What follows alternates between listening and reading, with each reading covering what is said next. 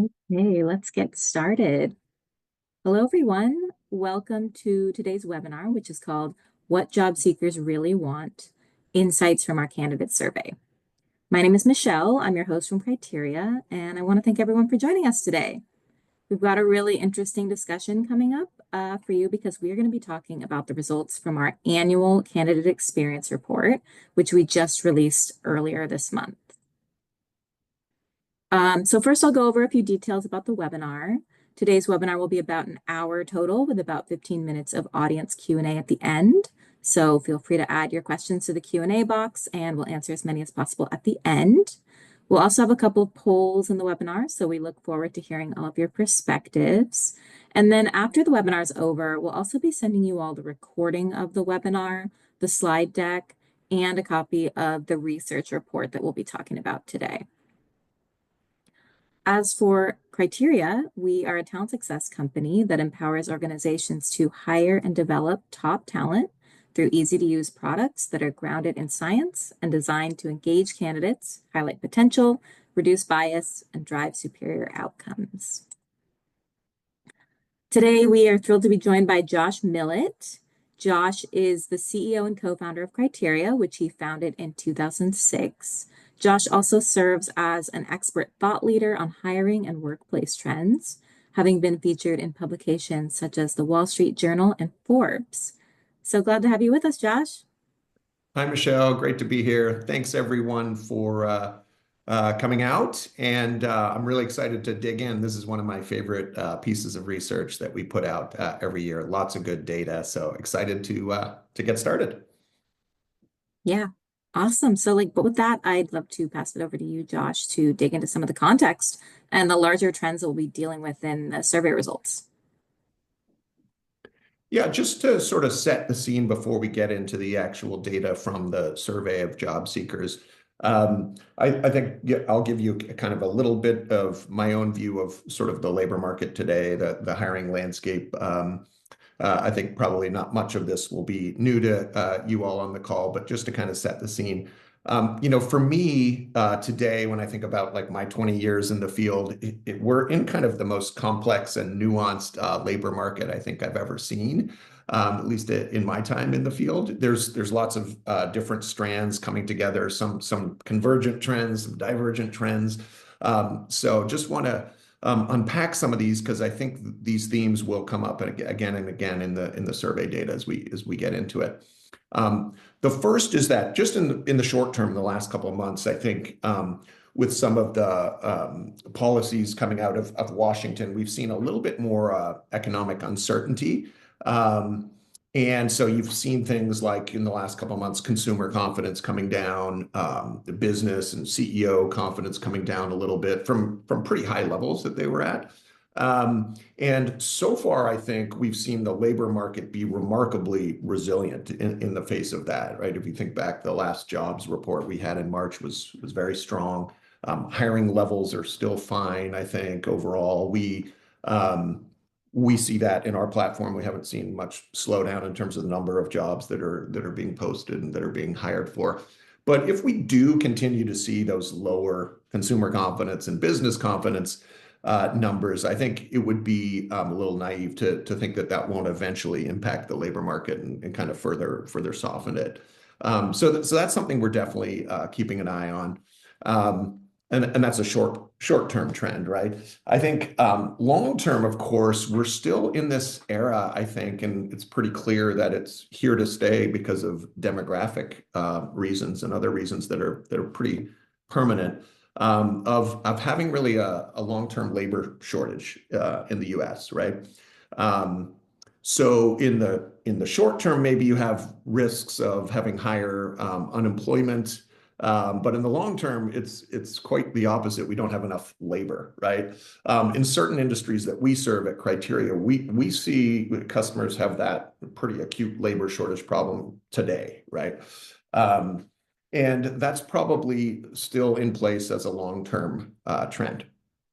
And so moving to the third point here, into this sort of complicated mix of maybe near-term softness in the labor market and long-term concerns about just the opposite, right? Not having enough workers, not having enough labor.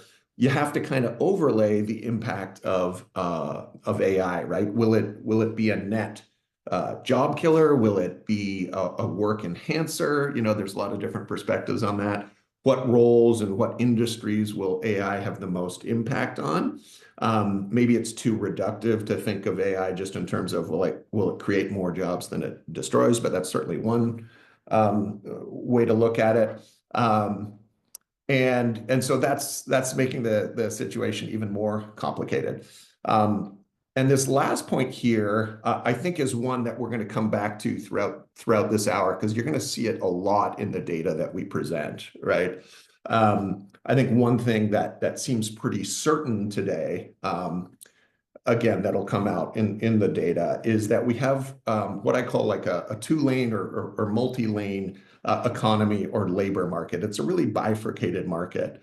And what I mean by that is when you think about job seeker sentiment and candidate sentiment, the picture for job seekers looks very different depending on what types of roles and what types of job seekers you're looking at. There's some different ways to kind of conceptualize this dichotomy that I'm talking about. One way is like white collar versus blue collar roles. That's a little bit of a dated term, maybe. That distinction is kind of breaking down. I tend to prefer thinking about it as like sitting versus standing jobs, right? Like jobs where you're primarily at a desk for a lot of your time on task, and versus like a job where you're not. So desk versus deskless workers, sitting versus standing, or white collar, blue collar, right? Different ways to think about the same thing.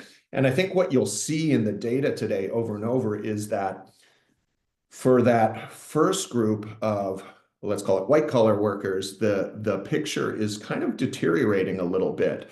And for the second group, it's really has been improving quite significantly over the last, call it 4 or 5 years. And so you're going to see that distinction, that type of distinction, in all the survey results from today, where white collar job seekers are reporting sometimes kind of bleak outlooks on job search. They see that there's hundreds of applicants for each role that they apply for. There's maybe a collective fear that AI, that the roles that they have or that they're looking for may be vulnerable to AI. I think they're also feeling that their college degrees as a credential maybe are less helpful than they were before, or less helpful than they thought they'd be if they're early career job seekers. And then that second group is really increasingly confident. They've seen their wages in the last 4 or 5 years dramatically outpace the wage growth of white collar roles. So those wages should be growing much faster. And they feel like they have lots of options. They feel that there's a high level of demand from employers. They're, as a group, as a generalization, they're less worried about AI. And they also feel increasingly that they're not at as much of a disadvantage because of a lack of college degrees sometimes. So as you all, as HR leaders, view the survey results today, I think you probably will have this lens as you're looking at the data. Maybe in your roles, you hire mostly for sitting roles or white collar roles, or mostly for blue collar roles, or maybe a mixture of both. But the conclusions you make from the data and the kind of lens you'll have on the data will be very different, I think, depending on which of those groups is your focus. So those are just some of the trends I think that are important to keep in mind as we get into the data, and we'll come back to these themes throughout the hour. Yeah, thank you for that helpful context, Josh. And that'll really help us interpret some of the data that we'll be talking about today, because we are going to be talking about the 2025 Candidate Experience Report. So this is our 4th annual candidate report that we've put out. And it's based on a survey of over 2,000 job candidates. And within this sample, we had a huge range of candidate responses from around the world, largely the United States, and representing many industries, including tech, accounting, healthcare, manufacturing, and more. And we also had a very representative range of diversity in our sample in terms of age, gender, ethnicity, and education level. And the reason we put out this report every year is because we want to know how candidates feel and how they're responding to the state of hiring, because that information can ultimately help employers build better experiences for candidates and continue to attract top talent. So let's talk about the findings of the report and let's jump into that first chunk of data. So for this first piece, we asked job candidates what they consider the biggest challenges when searching for a job. And nearly half of them said that competition for jobs was too high. Josh, what do you think that says about the job market and the economic climate right now? Yeah, interesting. Pretty clear leader is the number one sort of barrier or thing they're thinking about. And I would say, a couple things to keep in mind here, right? Like the unemployment rate has gone up in the last 6 to 9 months, right? So I think we were as low as 3.5, 3.6. It's the labor market's seen some softening overall, right? Where we're at about a 4.2 in the US unemployment rate. Um, and so little context there. And more folks across the whole sample are feeling like the pinch of that and that competition for roles is really high. Of course, if you look at that unemployment rate in a much longer historical view, that's still a very low unemployment rate, right? So important to keep that in mind from a historical context. Also, though, Michelle is the architect of this report, so she does every bit of it. So Michelle, I think the data was collected in sort of January, February timeline, right? So Yeah. it's pretty recent data, but I suspect if you did this again today, a lot's happened in kind of six to 7 weeks in terms of the macro environment shifting a little bit, consumer confidence that I mentioned. So you might get an even higher number today, I think. We will see some interesting differences on the next slide around the particularities here. But I think, safe to say based on this kind of data point that we are sort of trending more to an environment where the sort of balance of power is shifting a little bit across many industries in terms of shifting a little bit in favor of employers there. And we're getting that message from applicants, again, as a general rule. Great. And let's dig a little deeper into this competition topic. So, across all candidates, as you remember from the previous slide, 45% said the competition was too high. But when we slice that data by demographic, we see that people with higher educational attainment were more likely to feel stronger competition. We also see that those in tech and healthcare felt stronger competition compared to those in manufacturing and construction. And then the biggest and potentially most interesting gap was between white collar and blue collar roles. So, Josh, what do you think is going on here? Do you think this is typical?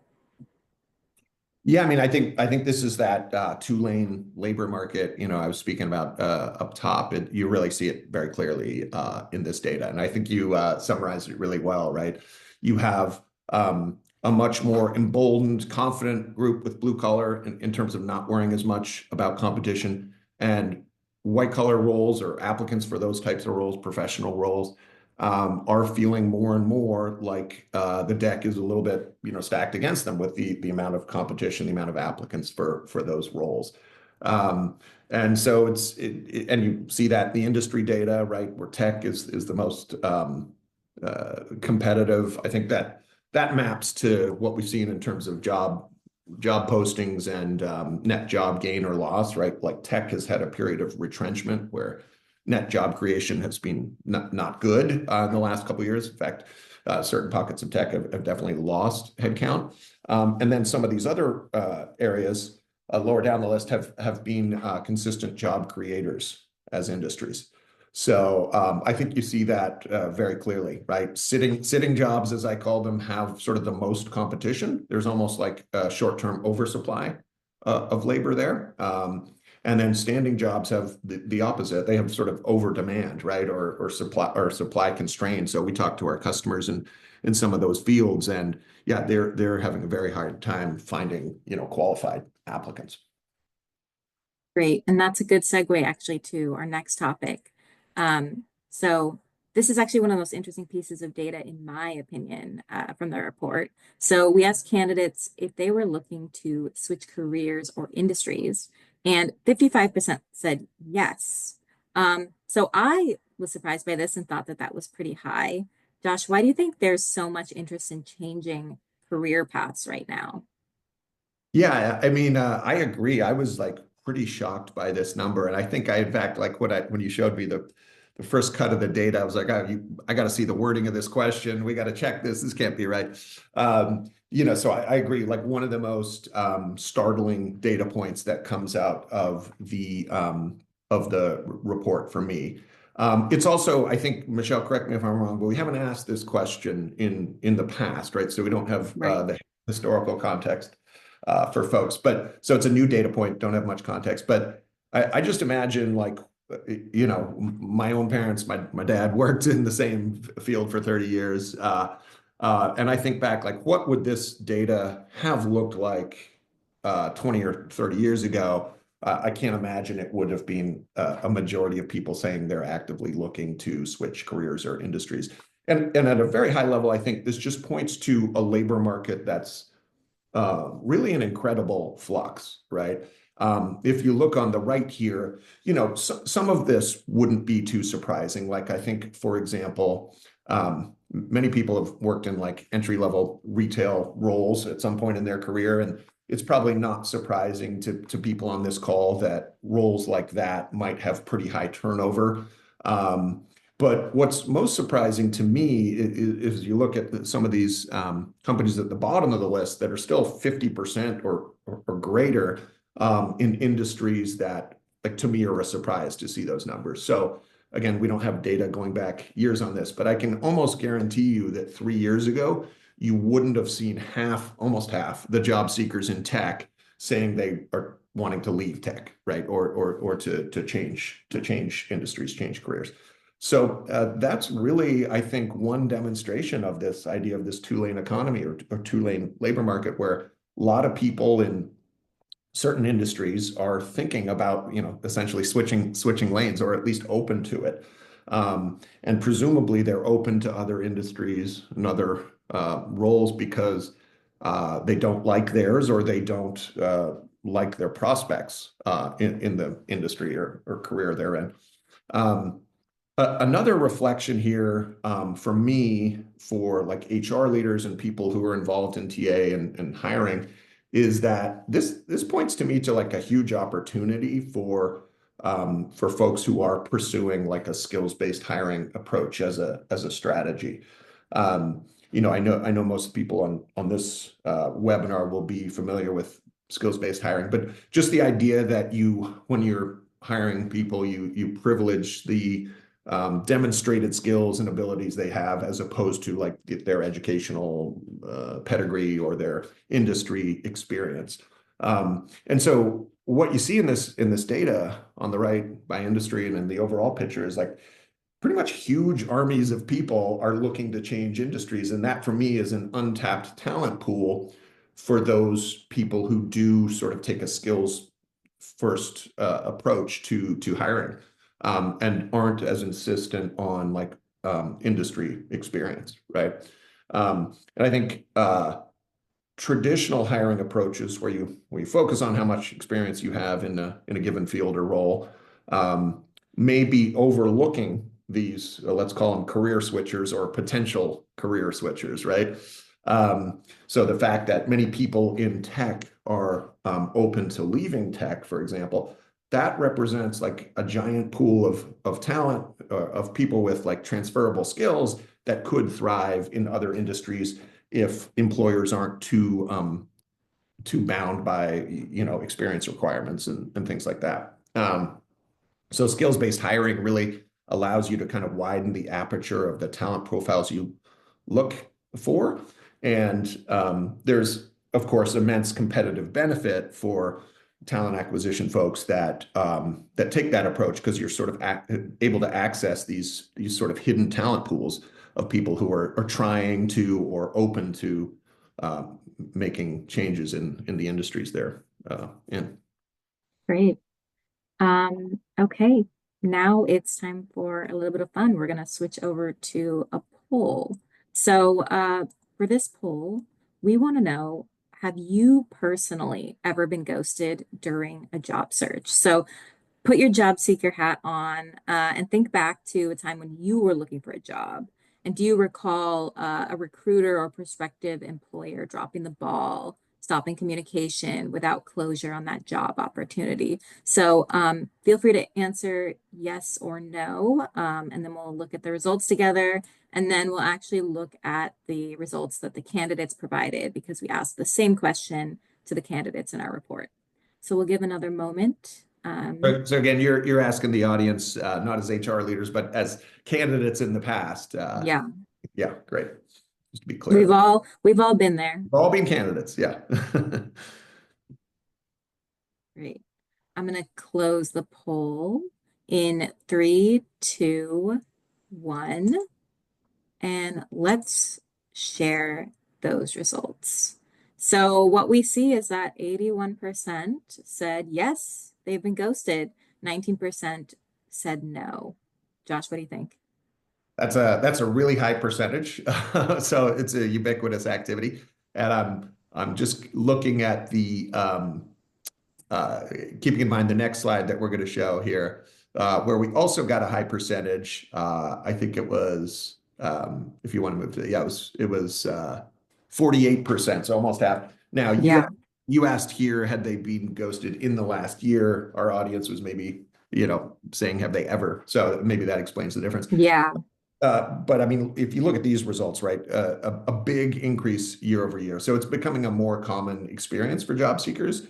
You certainly, for me personally, most of my LinkedIn connections are in the technology industry because that's the industry I'm in, and it's a frequent topic, feeling like your application or your resume was just sort of never heard, or even further along in the process, you just were ghosted, surprisingly, based on the stage you're at. So I think, obviously one of the easy ways to read the rise in ghosting is that there's, this supply and demand imbalance in the job search in certain fields. So the number of applicants per role in fields like technology and professional services is way up. So I think in that more employee-driven market, ghosting maybe becomes a more common phenomenon. I mean, I know as HR leaders, we all want to avoid negative candidate experiences. So if you're aware that this is a problem for your org, maybe try to address it. Candidates have long memories here. And one thing to think about too is maybe is there an impact from AI here? Like, are the people on the hiring side of the ball, is the perception that candidates are using AI maybe contributing to more ghosting because it feels more impersonal, or it feels like, that's just speculation on my part, but it certainly went up a lot year over year, and it was a hot topic last year as well. So interesting to think about. yeah, very interesting. Okay, let's take a look at the next data point. Here's another one that's very topical. So, another thing that candidates were really interested in is the financial health of a company they're looking to work for. So, 2/3 of them say that they look at a company's financial health before accepting a position. And I'm sure our audience can make their own assumptions about why that might be. But, Josh, I'm curious what you take away from this. Yeah, I mean, on the one hand, it's good that, applicants are doing their homework, I think. But I think I would view this in a pretty self-explanatory light, I think. I think there's some job seeker angst here around stability, right? It's probably the same reason that quit rates for people who do have roles have been down in the past year to year and a half. There's kind of maybe a little bit more risk aversion from job seekers and current employees as well. So not surprising that you see this kind of risk aversion show up in, hey, is this company stable? Am I going to have a role a year from now? Absolutely. Great. Um, next one, let's talk about big companies versus small companies. So, a lot of times it seems like bigger companies have a major recruiting advantage over smaller companies, but according to our data, that may not be entirely the case. So, we found that 57% of candidates say they would prefer to work for a bigger company, while 43% would prefer a smaller company. And interestingly, the interest for a bigger company was highest for those just starting out their careers, and it seems to decrease with age. So, Josh, what do you think is sort of driving this data? Yeah, I mean, on one hand, it could be sort of the same thing that we saw in the last data point, right? A little bit of risk aversion, bigger companies are perceived as more stable, maybe. But I agree with you. I think the most interesting part behind this data is the part on the right where you see, it's a little bit counterintuitive to me, right? The stereotype is that startups or small businesses that are getting started are more full of early career folks, right? Who have a little bit higher risk tolerance. And the data shows basically the exact opposite. I'd love to, I don't have I don't know that I've settled on a explanation of this data that I have a high degree of confidence in. I'd love to hear from people attending in the chat if they have ideas for why early career folks now are showing much more of a preference for being at a big company, being at maybe a stable company, and older folks who are later career are less enamored of large companies and more open to working in small businesses or startups. That was counterintuitive to me. So if anyone has ideas that they want to put in the chat, I'd love to see those. Um, you know, it could be, of course, that people who are later career have worked at big companies, seen some of the downsides there. Yeah, I think these are some great more opportunity with larger companies, benefits, reputation, resume building. Yes, these are all great points. I love Jenna's comment, more progression opportunities for younger generations. I think that was one of the things I'd thought about is smaller businesses don't have as many layers. They often can't afford the emphasis on professional development because they're pretty lean. And so there are more layers in a big org, and maybe there's more of a concerted effort. We know from other data points we have that growth, opportunities for growth are top of mind, very important for 25 and under as a demographic. And so maybe the perception, perhaps accurate, is that bigger companies have more opportunity in that regard. Yeah, these are a lot of great larger companies being more flexible with current work locations. Yeah, these are all great, I think great things. another great one is the idea of getting a brand name on your resume and then Yeah, getting some of that credibility that's as right. a result of that. That's right. Sort of building your resume and credentials. Yeah. I mean, I don't think we have this data from like past years. I No, it's a new think, question. yes, it's a new question. So it'd be interesting to see if this is changing. But yeah, these are all great thoughts. To me, it was a little counterintuitive, but certainly like the priorities of early career job seekers, I do think have shifted a bit in the past 5 years. We've seen that in terms of the questions we ask about what their top priorities are, what the things they're looking for, and opportunities for growth consistently comes out as one of the top ones.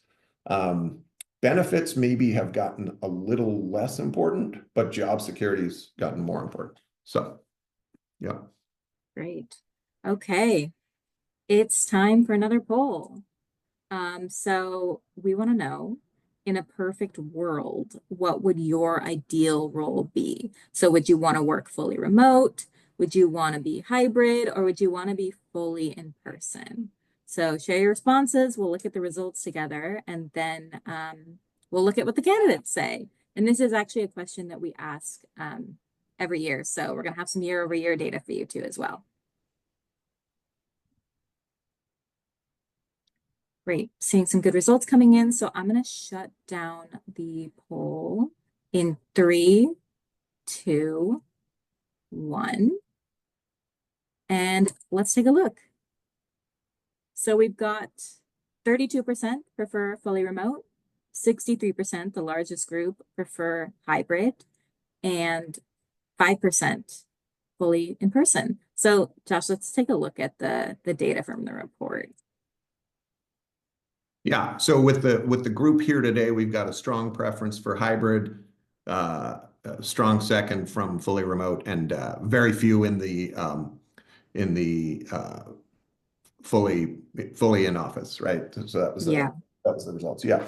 So our candidates, the largest group actually now prefers hybrid, just like our audience, at 45%, while only 35% prefer fully remote, and the smallest group, 20%, prefer in person. But I think what's even more interesting here is actually the year-over-year trend we're seeing, where hybrid and in-person work has increased sort of at the expense of remote work. And we also see on the right some of the demographic breakdowns. We see that women and mid-career candidates are significantly more likely to prefer remote work as well. So, Josh, what do you make of all this? Yeah, the demographics of who prefers remote or remote friendly, I think folks are probably pretty aware of some of that, not too surprising. But I agree with you, Michelle. Oh, and by the way, full disclosure up front, criteria itself is somewhere between fully remote and hybrid, right? We have a couple of offices, but a large percentage of our employee base don't come into an office at all. And even in the places we have offices, it's once or twice a week. So we're between hybrid and remote, probably closer to remote, I guess, Michelle, or closer to fully remote. But we do have an in-office component for folks who want it. So that's just my set of biases. Yeah, I mean, I think the 2-year trend is the interesting part, right? You went from a pretty strong preference for fully remote a couple of years ago to a pretty significant rise in the people who favor hybrid, as we've seen, like return to office take shape in different industries in different ways. Like it's pretty clear that hybrid is emerging as the job seeker preference, right? And if you look at the percentage of candidates who prefer fully remote, I think that youngest group is the least disposed to fully remote, which to me, that data point and the data point we're looking at in terms of the 2-year trend of all three options kind of show a growing awareness to me of on the part of job seekers, I mean, that fully remote has some disadvantages as well as, of course, the obvious advantages it has in terms of flexibility. And I think, like, to me, what's emerging is a consensus. And again, this would look very different. Certain roles can't be remote, of course, but this would look very different by industry and role. But to me, what I see in this data is sort of an emerging consensus that hybrid is sort of the best of both worlds, right? Again, from a candidate perspective. I'm not sharing the employer perspective here because this is a job seeker survey. But I think the preference on the part of candidates is having the option to have that hybrid model. And when you look at the data from early career job seekers in particular, my own view is that those early career job seekers who have maybe entered the workforce in remote roles, right, have really seen some of the negative parts of being fully remote in terms of just creating social ties, maybe the onboarding process itself, cultural engagement, sort of just general office literacy if folks have never had that type of role. And so I think that demographic is really interesting, is sort of leading this, I don't know if it's a charge or not, but leading this movement to really prefer a hybrid model over fully remote. I think for people in that demographic, often a large percentage of their social circle comes from, the friends and colleagues they have at work. So really interesting. I do expect that this will continue in coming years. I think hybrid is going to be the ideal model for job seekers, right? Of course, the devil could be in the details, right? Hybrid could be 2 days a week in the office. It could be 4 days a week, but I think that's the model that candidates are gravitating towards, with the important caveat that certain demographics, if you look at the least inclined or the most inclined towards fully remote is that demographic where maybe they have, children at home and things like that. So that all makes sense. But as a whole, I would say candidate pools are gravitating towards hybrid as the sort of situation of choice, I would say. Great. And we to follow up on that, we know that a lot of people are interested in working remotely, but 52% actually said that they would be willing to take a pay cut to work remotely. And most of them say that that pay cut would be around 5 to 10%. So Josh, what is your takeaway here? Yeah, I mean, this one probably pretty straightforward. Like I look at this from the employer perspective. Employers who have remote as an option, fully remote as an option. Obviously, one of the big benefits of that is you can access wider talent pools, right? When we hire criteria for certain roles, we can look at the whole country for those roles if it's a remote role. And what this data is showing is that you can potentially also get a remote dividend in terms of, lower salaries potentially. I know there's a lot of different views on how you, in a more remote age, how you calibrate your compensation to roles that are remote versus ones that are in higher cost of living geographies. So it's a complicated question, but this indicates, especially with that group who, where you're getting to like a 10% or more pay cut, that's a significant pay cut. And you get almost half the people are willing to take a 10% or more pay cut. That's a pretty strong signal Yeah, I about think their preference for that type of work arrangement, right? yeah, I think it's really interesting because if you think about like a modern benefits package, you could almost consider remote work and flexible work as part of a potential modern benefits package compared to like in the past, it would rarely be offered in that same way. Yeah, and I think you'll see like all benefits, right? You'll see some people ascribe extreme importance to that benefit, and others be less focused on it, right? Yeah, absolutely. Okay, so let's do our last poll. So we want to know your thoughts on college. So in today's job market, how important do you think it is to have a college degree? And I'm sure we have a wide range of folks on this call, maybe with or without college degrees, but I really want you to think at large when you're hiring or thinking about the job market. How important do you think a college degree is today in securing a career? So let's give folks a second to fill that out and we'll look at the results together. And then once again, we will look at what the candidates say. So I'm excited to see this one. And I will close it out in 3, 2, 1. And here are our results. So 14% say very important. 52%, the largest group by far, say somewhat important. 80% are neutral, and a few folks in the somewhat unimportant and not very important. Josh, what do you think? Yeah, so this is, folks on this call tend to be, HR leaders, people in HR, people in culture roles. And there may be a selection bias here where, potentially a lot of people on this call hire roles where college degrees are sometimes preferred, if not required. Don't know the exact industry mix that we have here today, but so a pretty strong preference in the attendees today for the somewhat important category, right? A majority actually chose that category. So if we look at the results from now current job seekers, and of course, job seekers includes people with college degrees. Majority probably would not have college degrees, just if our candidate population is reflective of the U.S. population. I think it's 62% in the U.S. population do not have a 4-year degree, right? So that's a clear majority, and 38% do. And so I think there's some interesting things coming out here. We have tracked this question in the past, and we're seeing the continuation of a trend from job seekers in terms of job seeker perceptions. There is a trend in terms of the perceptions of the value of a college degree are going down. consistently. And we're hearing that from job seekers, right? So just in 1 year alone, we had 5% down saying very important.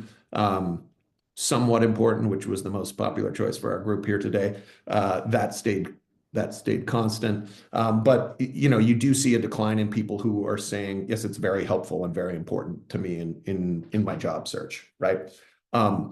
And if you just look over at the data on the right, you don't see that trend. Internationally, candidates who respond to the poll who are based outside the US tend to think that college is much more important and much more valuable in terms of their job search. And that's been a consistent result from previous years. So this decline or collapse of the consensus that like getting a college degree is the best way to prepare yourself for getting a good role and having success in your career, that is largely that trend is largely a US trend, right? And I think about like just from talking to people who know a lot more about higher ed in the US than I do, that there's a number of things contributing to this. Certainly costs for US-based higher ed have spiraled upwards in a way that they haven't internationally as much. You often have like government subsidized in certain NGOs or government supported. So you just don't have the cost crisis, I think, in higher ed outside the US. I think the move to skills-based hiring has made degrees a little less necessary. They're still seen widely as helpful by employers and as a credential they put value in. But in relative terms, they're declining somewhat in importance, and job seekers are catching on to that. And the same sort of two-lane thing we talked about earlier, where wage growth has been great for roles that don't traditionally require college degrees, and ones that often have in the past, sometimes still do. The wage growth has not been as good. So from an ROI perspective, I think what I'm seeing from job seekers is they're kind of making rational decisions that they're probably aware that you get more lifetime earnings if you have a college degree, but that gap is shrinking. That gap is shrinking, and so to me, this is somewhat rational behavior adjustment in terms of their decision to go to college or not. It's also maybe a sign of what we talked about earlier, where early career folks who go to college, enter the job market, and are seeing highly competitive situations, maybe are losing a little faith that their credentials were like a guarantee of a good job right away, which sort of used to be the older view. Great. Okay. So, and by the way, if I was a university president, I'd be terrified of this trend line, right? It's we've got to fix some things there, both in terms of the idea that universities and colleges should prepare you in terms of workforce readiness, but also that the cost picture has to we have to get that under control. absolutely. Okay. We have one more data point to talk about, and that is about AI. So a quarter of job seekers say they've used AI to apply for jobs. And this number is even higher for those with high educational attainment, those in tech, and those in more of the middle of their careers. And it's equal across genders. So Josh, with the rise in candidates using AI, what can employers do to ensure they're still finding and hiring the best talent? Yeah, so using AI is a very broad term, right? I think when you constructed the survey, you were thinking about that, right? It's hard to ask this question in a way that gets exactly at what they're doing, but this percentage is increasing. 26% isn't an incredibly high percentage yet, but I think what you see in the data on the right, not surprisingly, right, is that the use of AI is growing fastest in what I would call resume jobs, right? Like jobs where your primary means of submitting your application is by submitting a resume rather than filling out an online application, right?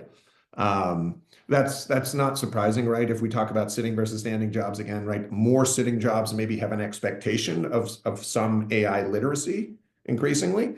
And so it makes sense that folks who are applying for those would be more AI literate because they may need some degree of that for the job. But to me, it's also like probably a clue about how they're using AI. I think the most common use of AI in in the job search is what you might call like resume doctoring or resume enhancement, right? I have a little bit mixed feelings on that. Like on the one side, right? Resume doctoring has been around for a long time. It used to be a service you could find consultants on the internet to help you fix up your resume. It was usually kind of an expensive service. It was done by a human. And now it's more accessible, right? People can put their resume into Chat GPT and get it rewritten. So on the one hand, that's a leveling thing. That's probably a positive. On the other hand, like if I put uh, myself in the role of someone making hiring decisions, the wider accessibility of sort of resume enhancement tools means that resumes over time are going to start to look more and more alike. Um, and that's problematic if you're trying to get a talent signal from a resume, right? And we know that resumes are fairly one-dimensional, and they sometimes are provide things that are fairly weak signals in terms of, how much education do you have, what level of experience do you have in a given field. Those are helpful in hiring, but they're not the strongest signals, and research shows that. And so if everyone's resume or more and more people's resumes have been filtered through AI, they start to look more like probably those weak signals get even weaker. And maybe you could say like, or even less of an authentic representation of that person. So I think, folks who really index heavily on resumes are probably a little worried about that, right? That resumes are sort of, there's a sort of race to the middle in terms of probably the very best resumes have been written by humans, right? But in terms of what the curve of resume quality looks like, there's probably a lot more in the middle, less terrible ones.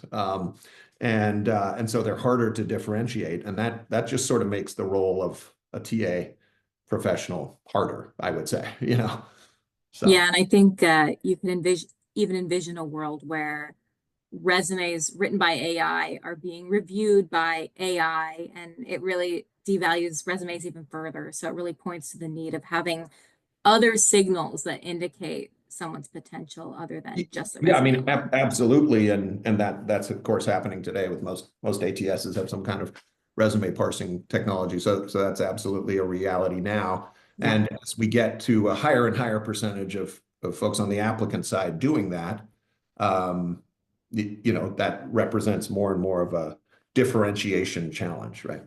Yeah, absolutely. Okay. So that was our last data point. We are now at the question part of the presentation. So feel free to add questions into the Q&A or into the chat. We're happy to answer any questions you have about the data or anything else. Let's see if we have any already, but feel free to add those in. One interesting point I'm seeing is someone is asking if there's a way to measure how many candidates are ghosting employers. And I think that's really interesting. I think one of the things we're seeing is a lot of ghosting in general, and maybe that is attributed to AI as well. If some potentially some candidates are AI, potentially some jobs are AI. I know we've seen in the media that a lot of jobs are fake job postings, or people are getting scammed job postings. So there's a lot of, I think, fake activity going on as well. Yeah, so I think Laura's question there is sort of the other side of the data that we presented. How many candidates are ghosting employers? Yeah.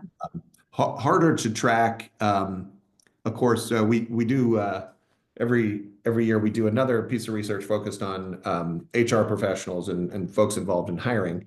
I can't remember if we asked that question last year on that, like if ghosting is a problem from the other end. Hmm.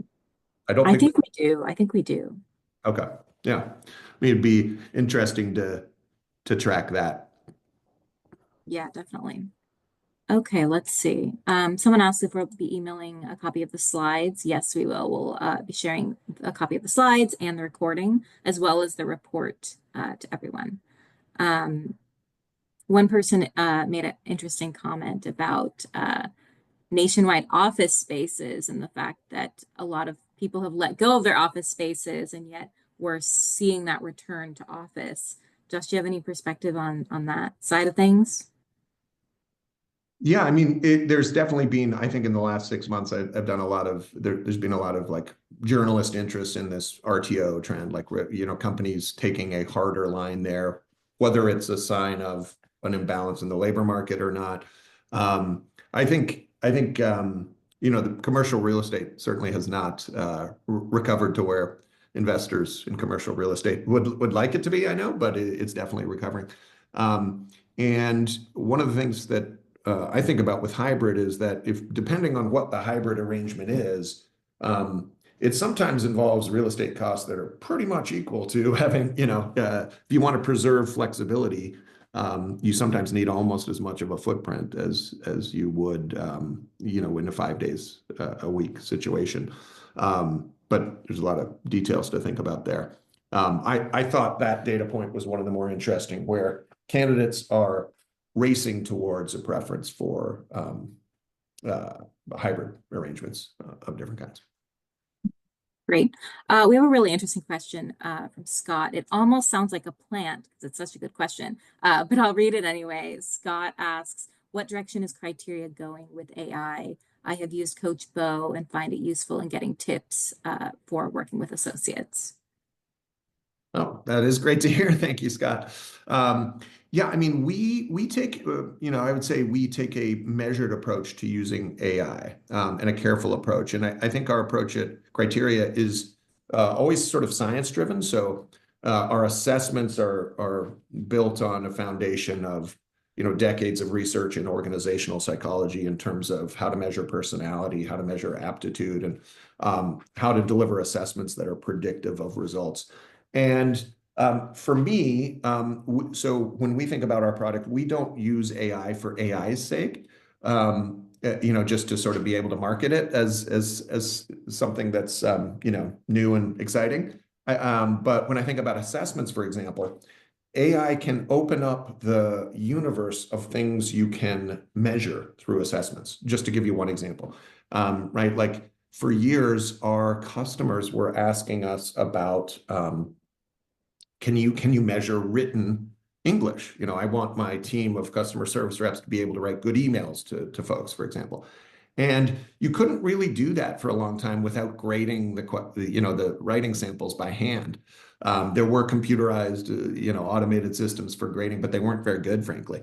And about a year ago, we released a new assessment called the Criteria Language Proficiency Test, which very accurately grades not just for things like syntax and grammar and spelling, vocabulary, but also for content relevance. And so, like, if AI gives us a chance to deliver assessments measuring new things in new ways that are predictive of success, like we're absolutely going to use it. You mentioned Coach Bo, so Scott's referencing we have a post-hire product called Develop that includes an AI-based coaching functionality that we're really excited about. And when our product team first developed that, I was excited about it. I also had some doubts. And one of the things that's been really revelatory for me is that team members who are using Coach Bo for help with different work issues are very much like the idea that you can tell Coach Bo something you might not tell your manager, right? Or be worried about telling your manager. And so it's very candid and confidential. And Coach Bo is trained on all our assessments. So it sort of intertwines assessments with development and growth advice. And so I think I'm very optimistic about how AI can transform our space. I do think you have to be, especially in the hiring space, it's a highly regulated space. You've got to be very careful. You've got to make sure that your AI is grounded in science, right? And if you can do that, you can combine scientific rigor with good AI, then you've got a really powerful combination potentially.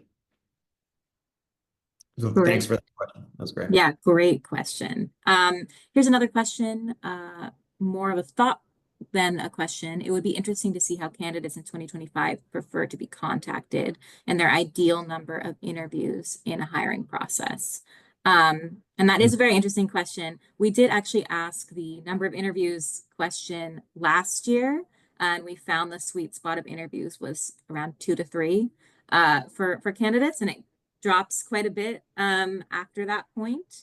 And then in terms of how candidates prefer to be contacted, I think that's a really interesting question. We did ask in this report, you'll see in the report that gets sent to you, we asked if candidates prefer to apply for jobs on mobile or desktop, and we found that 25% actually prefer to apply on mobile, and that's even higher for the blue collar standing roles. So that's a really interesting, again, with the 2-lane economy, different types of candidates prefer to be contacted in different ways. And I think it's important to get to know your candidate pool and know how they prefer to be contacted.